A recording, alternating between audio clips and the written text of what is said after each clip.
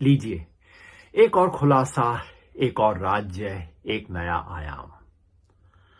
जो मामला बंगलुरु के महादेवपुरा से शुरू हुआ, कर्नाटका के ही आलंद में पहुंचा, अब हरियाणा में आ पहुंचा है। पहले बात सिर्फ एक कॉन्स्टिट्यूएंसी की थी, अब बात पूरे राज्य की है। पहले सवाल कुछ हजार वोटों की हेराफेरी का था, अब मामला 25 लाख का है। पहले आरोप कुछ फर्जी एडिशन का था, फिर आरोप व्यवस्थित रूप से डिलीशन करवाने के खेल का था, अब फोटो के प्रमाण सहित डुप्लीकेट्स का है। किसी ब्राजील के मॉडल को 22 बार 10 अलग अलग बूथ पे वोट देने को कहा गया है। एक ही महिला के 200 जगह पे फोटो हैं, अलग अलग नाम से है।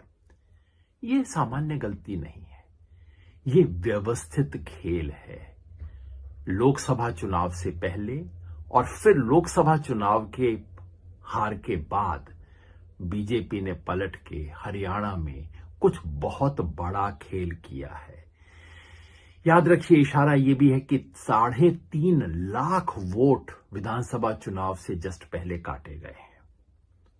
याद ये भी रखिए कि हरियाणा चुनाव के बाद जिसने भी जो डींग हाँकी हो, लेकिन मैं बार बार पूछता हूं, मुझे एक व्यक्ति दिखा दीजिए, एक पत्रकार, एक पोलस्टर, जिसने हरियाणा चुनाव के पहले ये कहा हो कि बीजेपी ये चुनाव जीत सकती है। दाल में कुछ काला था, सबको लग रहा था। अब प्रमाण है, देश के सामने है, अब बॉल इलेक्शन कमीशन के पाले में है।